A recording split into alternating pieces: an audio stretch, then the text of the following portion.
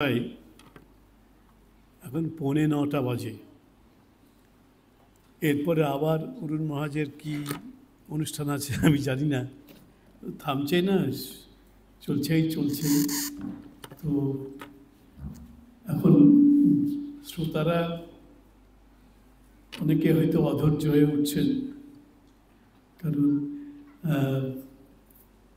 এখন ঢাকাতে এত রাত্রে বাইরে যাতায়াত করা খুব নিরাপদ নয়। এই নিরাপত্তাহীনতার ব্যাপারটি আমাদের সবসময় ভাবিয়ে তোলে। সেজন্য এরপরে আবার অরুণ মহাজের কী অনুষ্ঠান আছে আমি জানি না, যে কতক্ষণ টানবে অনুষ্ঠানটিকে সেটাও আমি জানি না। তো ওই সব করেন, আমি নামিয়ে তো আছি, আসল তো উনি করছেন। কোথায় গিয়ে এখন দাঁড় করাবেন আমাদেরকে আমার ধারণা নেই। যাই হোক, সেটা হয়তো আমারই অক্ষমতা বলতে পারেন। তো আমি একটি দুটি কথা বলবো, কারণ তিনজন বক্তা তাদের কথা বলেছেন এবং শ্রীরামকৃষ্ণ ও আধ্যাত্মিক নবজাগরণ যে বিষয়টা আমাদের ছিল, সেই বিষয়ে তারা নিশ্চয়ই আলোকপাত করেছেন। আমি আর এই বিষয়ে কিছু বিশেষ বলতে চাই না, শুধু একটি কথা বলি, যে আমাদের যে ব্যক্তিসত্তা প্রতিটি মানুষের, তার তিনটি অংশ আছে। একটা হচ্ছে বডি, মানে এই শরীরটা, এই শরীরের একটা অনুভূতি আছে, অনুভূতি থাকে, কিন্তু এই শরীরটাই আমাদের সব নয়। এই শরীরের ওপরে আরেকটি সত্তা আছে, যেটা সূক্ষ্ম স্থূল শরীরের ওপরে আমাদের সত্তার একটি সূক্ষ্মতর অংশ আছে, যেটিকে আমরা বলি মন। সেই মন একটি আমাদের স্তর, আমাদের ব্যক্তিত্বের একটি স্তর। প্রথম স্তরটি হলো শরীর, দ্বিতীয় স্তরটি হচ্ছে মন, এবং এর পরেও আরেকটি স্তর আছে, যেটি আমাদের সূক্ষ্মতম স্তর, যেটিকে আমরা বলি আত্মা, ইংরেজিতে বলি স্পিরিট। অর্থাৎ আমাদের এই যে একটা ব্যক্তিত্বের যে চিহ্ন আমরা বলি, এটা হচ্ছে body, mind and spirit complex. এই তিনটে নিয়ে আমাদের একটা মানুষের ব্যক্তিত্ব। তা আমাদের যে আজকের আলোচনার বিষয়, আপনারা লক্ষ্য করেছেন যে শ্রীরামকৃষ্ণ এবং আধ্যাত্মিক নবজাগরণ, এই বিষয়টি খুব একটা জটিল বিষয়, এবং এই সম্পর্কে একটি গ্রন্থ আছে ঠিক এই বিষয়ে, শ্রীরামকৃষ্ণ অ্যান্ড স্পিরিচুয়াল রেনাসান্স। এটি লিখেছেন আমাদের একজন সন্ন্যাসী অনেক আগে, তিনি এখন দেহে নেই, বহু পূর্বেই তিনি প্রয়াত হয়েছেন, স্বামী নির্বেদানন্দ মহারাজ। তার একটি গ্রন্থ আছে, বিখ্যাত গ্রন্থ, শ্রীরামকৃষ্ণ অ্যান্ড স্পিরিচুয়াল রেনাসান্স।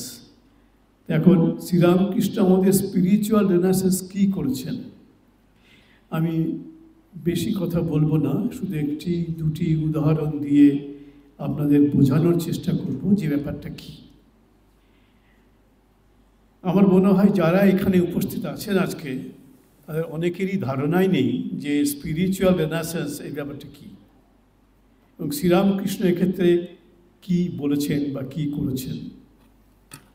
আমি বললাম একটা ব্যক্তিত্বের, একটা ব্যক্তির যে তিনটি স্তর, বডি, মাইন্ড এবং স্পিরিট, এই যে বডি, মাইন্ড, স্পিরিট কমপ্লেক্স নিয়ে একটা মানুষের ব্যক্তিত্ব, সেক্ষেত্রে শ্রীরামকৃষ্ণ বলেছেন যে শুধু আমি খেলাম, দিলাম, ঘুমালাম, ভালো পোশাক পরিচ্ছদ পরলাম, ভালো বাড়িতে বা বাসায় থাকলাম, এটাই কিন্তু একটা মানুষ সন্তুষ্ট থাকতে পারে না। এই ভালো খাওয়ার পরে, ভালো থাকার পরে, ভালো পরার মানে পরিধানের জিনিস পরার পরেও আমার একটি অতৃপ্তি থাকে। এই যে অতৃপ্তি, এই অতৃপ্তিটাকে খ্রিস্টীয় পরিভাষায় বলা হচ্ছে ডিসকন্টেন্ট। অতৃপ্তি মানে হচ্ছে ডিসকন্টেন্ট। এই যে ডিসকন্টেন্ট, যে মানুষের অতৃপ্তি শুধু কখনোই পূর্ণ হয় না, আরো আরো আরো চায়। এই অতৃপ্তি যে কখনো পূর্ণ হচ্ছে না এবং আরো অতৃপ্তি আমার মনে, আমার চেতনায় যাচ্ছে, এটাকে খ্রিস্টীয় পরিভাষায় বলা হয়েছে ডিভাইন ডিসকন্টেন্ট।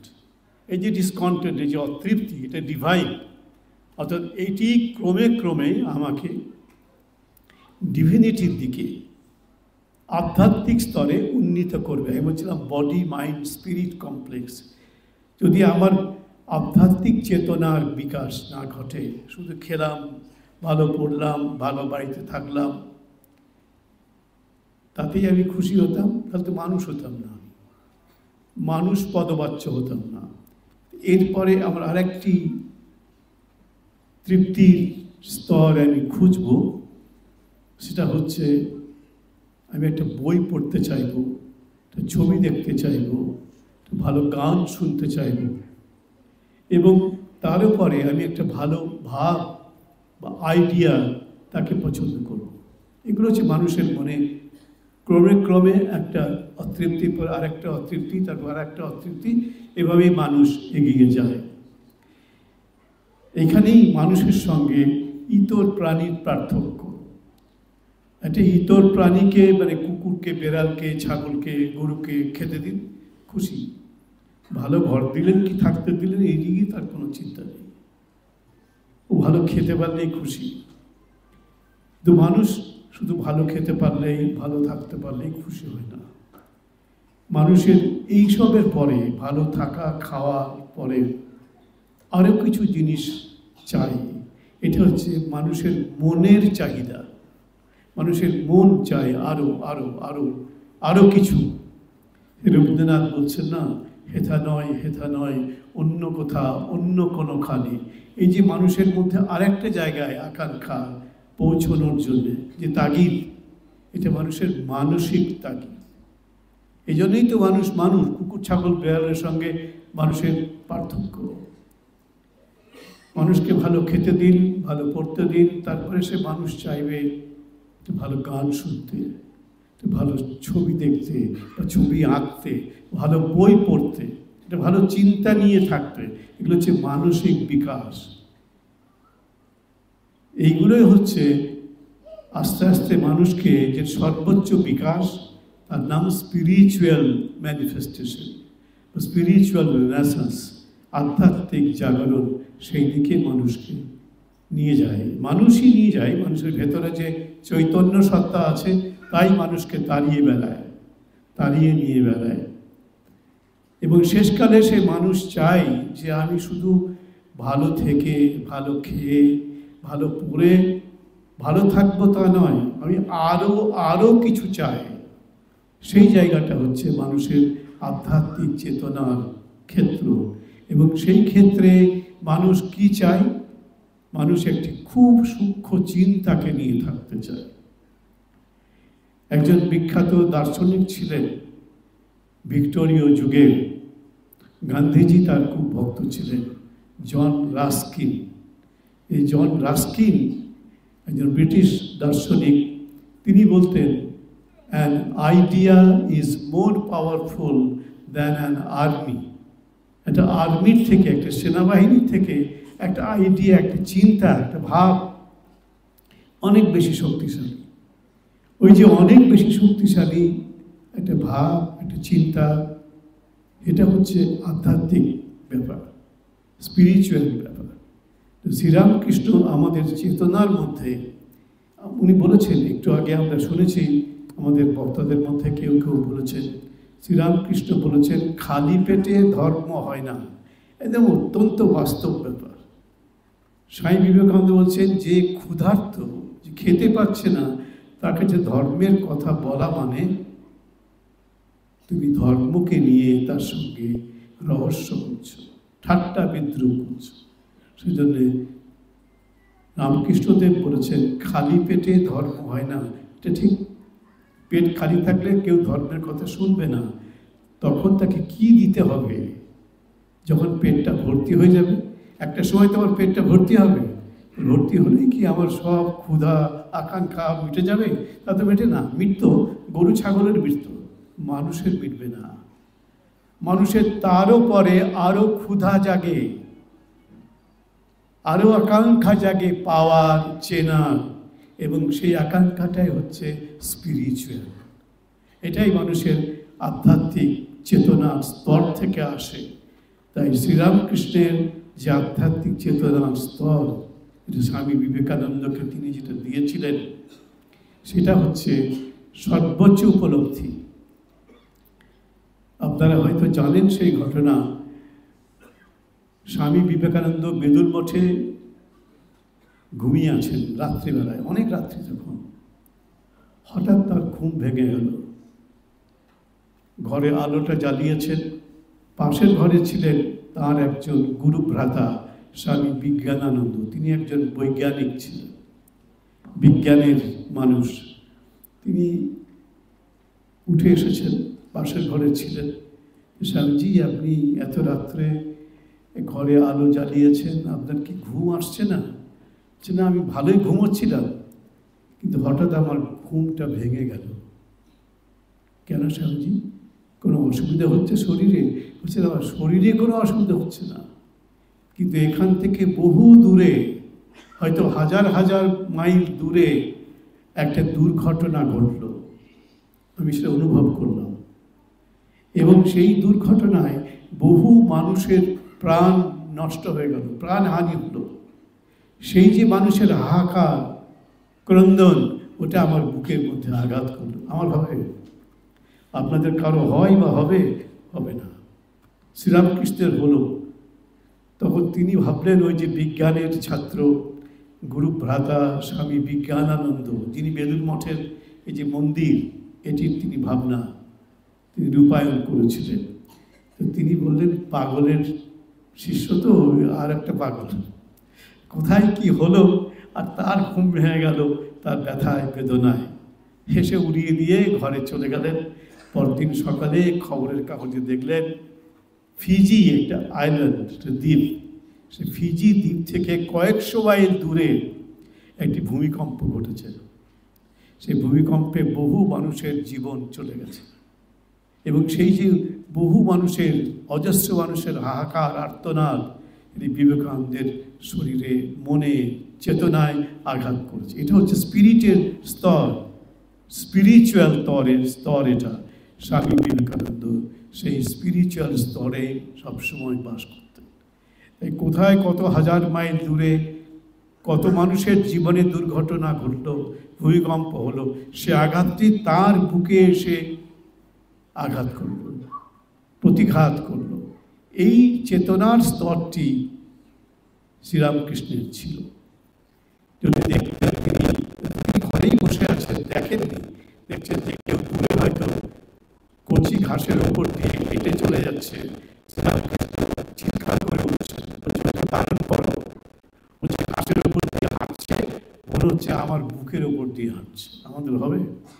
কারোর হয়? কখনো শুনেছেন? আমরা শুনিনি, হয় না আমাদের। শ্রীরামকৃষ্ণের হচ্ছে। বাইরে কেউ ঘাসের ওপর দিয়ে হাঁটলে তার শরীরে ব্যথা অনুভব করছে। এটা একটা অসাধারণ ব্যাপার। একজন পরের দিন সকালে যখন খবরের কাগজে দেখা গেল যে ফিজি থেকে কয়েকশো মাইল দূরে একটি ভূমিকম্প ঘটেছে, ঠিক ওই সময়ে যখন স্বামী বিবেকানন্দের বেলুড় মঠে রাত্রে ঘুম ভেঙে গেছিল, সেই সময়টাতে বলছে, আরে এটা আশ্চর্য ব্যাপার। বলছে, এই তো এক সিসমোগ্রাফ, মানে ভূমিকম্পের যে নাড়াচাড়া, যে কাঁপিয়ে দেয় জগৎকে, সেই নাড়াচাড়া মাপার জন্য একটা যন্ত্র আছে, তার নাম সিসমোগ্রাফ। পরের দিনে খবরের কাগজে ওই সংবাদটি দেখে তিনি ছুটে এসেছেন স্বামীজির কাছে। আরে স্বামীজি, আপনার তো দেখছি একদম সিসমোগ্রাফের থেকেও আরও রেসপন্সিভ, আপনার মন, আপনার শরীর, আপনার চেতনার স্তর, তার থেকেও আপনি আরও সংবেদনশীল। স্বামীজি কিছু বললেন না, শুনলেন। এরকম স্পিরিটের স্তরে, চৈতন্যের স্তরে শ্রীরামকৃষ্ণ সবসময় অবস্থান করতেন, এবং সেই চেতনার স্তর থেকেই তিনি এই জগতের জাগরণ চেয়েছিলেন। হ্যাঁ, ভূমি থেকে চেয়েছেন, আসলে ভূমিতে হোক সেই চেতনার জাগরণ, মানুষের পেট ভরা খাবার পাক, মানুষ ভালো পোশাক পরিচ্ছদ পরুক, ভালো বাড়িতে থাকুক, এগুলো চাই, শ্রীরামকৃষ্ণ চাইছেন। সঙ্গে সঙ্গে চাইছেন ওখানেই থেমে যেও না, তোমার গতি আরও দূরে, আরও অনেক অনেক অনেক দূরে, হেথা নয় অন্য কোথা, অন্য কোনোখানে, রবীন্দ্রনাথ বলছেন। স্বামীজি শ্রীরামকৃষ্ণ আমাদেরকে সেই চেতনার স্তরের দিকে আকর্ষণ করেছেন। স্বামী বিবেকানন্দ, শ্রীরামকৃষ্ণ, এমনকি মা সারদা দেবী, তার কথা এই ময়না তালুকদার এবং আরেকজন বক্তা বলেছেন, উল্লেখ করেছেন, বরাবরই উল্লেখ করেছেন, শ্রী মাও ঠিক এই স্তরে বাস করতেন, চেতনার স্তরে। আসলে এদের জীবনটাই হচ্ছে আমাদের থেকে অনেক আলাদা, আমরা ভাবতেই পারি না। শ্রীরামকৃষ্ণর ওই যে ঘাসের ওপর দিয়ে হাঁটছে, উনি বলছেন আমার বুকের ওপর দিয়ে হাঁটছে, ওকে বারণ করো। আমাদের কিছুই হয় না। আমাদের সত্যি সত্যি যদি বুকের উপর দিয়ে হাঁটে, তাহলে আমরা বুঝতে পারি না কী হচ্ছে না হচ্ছে। ওরা ঘাসের ওপর দিয়ে হাঁটলে তার শরীরে যন্ত্রণা হচ্ছে, শরীর বিদ্রোহ করে উঠছে, পারছেন না। তো সেই স্পিরিচুয়াল রেনেসান্স, যে আধ্যাত্মিক জাগরণ, সেই জাগরণের যে ভূমি, সেই ভূমিটিকে শ্রীরামকৃষ্ণ আমাদের চিনিয়ে দিয়েছিলেন। এবং অরবিন্দ সেটাকেই বলছেন অতিমানব স্তর, সুপ্রামেন্টাল স্তর, সুপ্রামেন্টাল অতি চেতনার স্তর। শ্রীরামকৃষ্ণ সেই স্তরটিকে আমাদের চিনিয়েছিলেন, এবং সেই স্তরটি যে আমাদের আসল চেতনার স্তর, সেই স্তরই যে আমাদের আসল জীবনের লক্ষ্য, সেটিকে তিনি আমাদের শিখিয়েছিলেন। আজকে অনেক সময় হলো, 9টা বেজে গেল, 9:01 এখন বাজছে ঘড়িতে। আর আমি সময় নেব না। তো আপনারা সবাই ভালো থাকুন। আজকে ভগবান শ্রীরামকৃষ্ণের জন্মতিথি। আমরা বলি ভগবানের জন্ম হয় না, তো তাও তো তার জন্ম হয়েছে।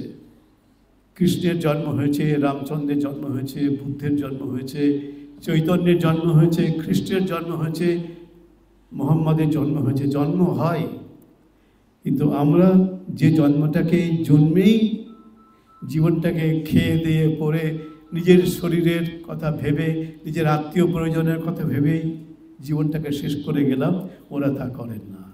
ওরা সকলের কথা ভাবেন। তাই অন্যের দুঃখে, অন্যের কষ্টে তাদের চেতনার মধ্যে আলোড়ন শুরু হয়ে যায়।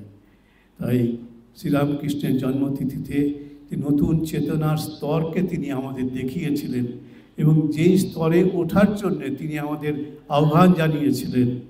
আজকে সেই পূর্ণ জন্মতিথির লগ্নে সেই মহাপুরুষের চরণে আমাদের সকলের প্রণাম, তাকে নিবেদন করি। সবাইকে ধন্যবাদ এবং নমস্কার।